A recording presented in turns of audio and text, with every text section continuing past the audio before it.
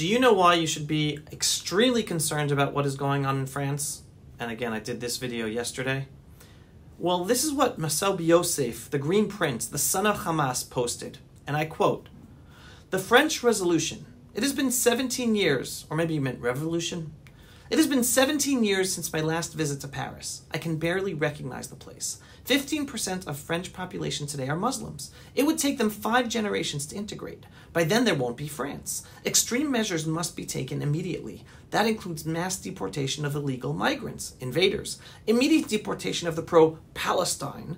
Muslims who don't submit to the French constitution as a higher authority than Allah should lose their citizenship. Islam is not a religion. It is a totalitarian system, and mosques are hate houses that must be closely monitored. Any political activity at any mosque should be considered a serious violation against the law. But the current French government is partnering with Qatar for the Olympics security. The games will most likely end up in a disaster." Do you know what country was once more Western that then turned into an Islamic theocracy? Iran. Check out what Iran used to look like before the Islamic Revolution in 1979.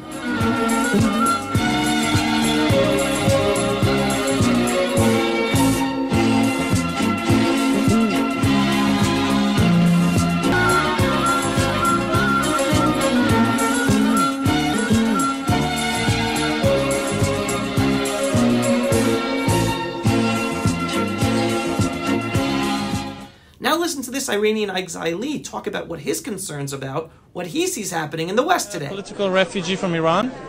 I've been to prison. I've been under Islamic law, and I know how it starts and I know how it ends. And it always starts with the, for some reason, unity of left and Islamists, and it scares me. So I came here to be free. I chose Canada as my second home to be live in a free country, and I'm beginning to get really scared because the way things are going, it looks like they're going to basically appease Islamists just to not raise any ruckus or something. They're just going to appease them step by step, and they're not going to stop. They see it as a sign of weakness, so they're going to take more and more, and I'm against that. I believe Canada should be free, and freedom of speech is something that nobody can take. Now, the student in that video spoke about how it was the unity of the left and the Islamists that brought about the revolution in Iran in 1979. That then led to the Islamists taking power. So what happened to the Marxist leftists after the Islamists took power in Iran? Well, Chala Chafiq was a 25-year-old Marxist activist during the 1979 Iranian Revolution, now in exile in France. She was interviewed in this article titled, "How Iran's Theocrats Allied with and Then Crushed the Left." So, let's read what she says. She explains how after the revolution succeeded, the Islamist regime under Khomeini started to censor and ban a lot of newspapers and other writings of the Marxist leftist groups who were protesting in the streets together with Islamist supporters of Khomeini.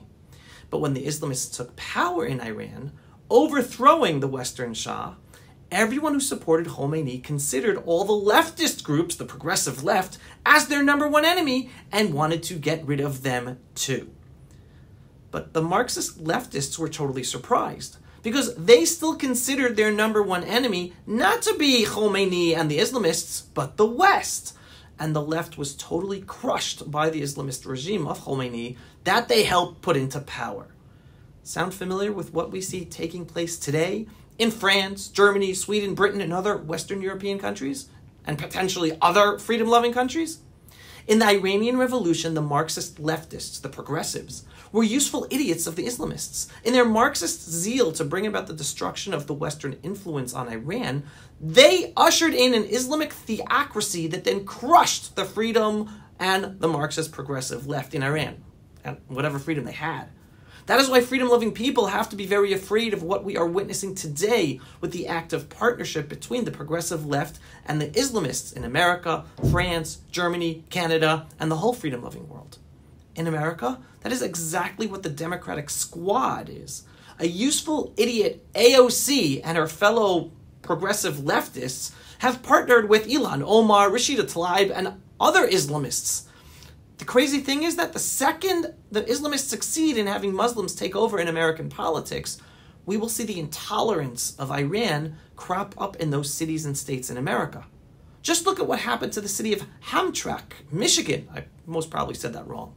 The progressive left helped elect the first ever Muslim city in that city of Hamtramck, and then the first decision made by the newly elected Muslim mayor was to ban the flying of the LGBT flag. Right? So the progressives celebrated the election of a Muslim mayor, and then they were the first ones banned. The city of Hamtramck then removed 2 members of a city commission for breaking that new law for flying the LGBT flag. This is America, folks. It's a city in Michigan. It's already happening. Now, believe me, I personally am no fan of the LGBT flag and the agenda it represents and the destruction it's bringing to the younger generation. But I'm totally against making the flying of the flag illegal. And America is already getting a taste of what's going to happen as the red-green Marxist-Islamist alliance has more and more political successes in freedom-loving democratic countries. The revolution is in full swing already. And there are only 2 options for every single freedom-loving democracy.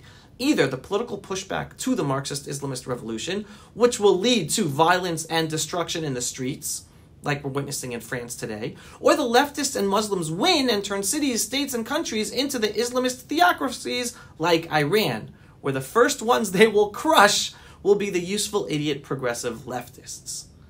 As with regards to Israel, thankfully, most of our Jewish population are traditional, proud Jews, and we will never allow the Marxist-Islamist revolution to take over here in Israel. But we are fighting the actual front line of the battle against the Marxist-Islamist revolution with our bodies and weapons. And yes, despite the external and internal challenges we have, we will win that as well. And I always talk to you about that. In the meantime, everyone beware of the Marxist-Islamist revolution that will literally impact every single freedom-loving country in the world today. Every country will either win or with enough people waking up to use democracy to replace the political left with patriotic citizens, which will then inevitably lead to a civil war that we are beginning to see develop in France. These are rocky, rocky times, what I call redemptive, biblical geula times. And that's why I'm optimistic that in the end we will come out of this okay, especially the Jewish people in the land of Israel. It is just going to be a very challenging few years. And the most important thing is to know what's going on and communicate with your children and your grandchildren what's going on, because they're being brainwashed daily by social media and regular establishment media with this progressive agenda that is working hand in hand with the Islamists. So we have to wake up our children. We have to wake up our grandchildren so they get on the right side of history, save themselves, and help save your countries, your cities, your states, etc. Things will be good, all right? I want to leave you on the positive. Things will be good. And if you're not yet a subscriber to the Pulse of Israel, where you receive the inspiring, politically incorrect information, the incorrect truth about what's going on in the world, sign up to subscribe and to support our work to ensure that more people see these videos. And again, because we're censored on all the social media platforms. Every once in a while, click on the donate button on pulseofisrael.com. In the meantime, signing off for another episode. Thank you everyone for watching. Shalom from Jerusalem, our indivisible capital. Pulse of Israel, frontline videos from the Holy Land. Support our work by donating today.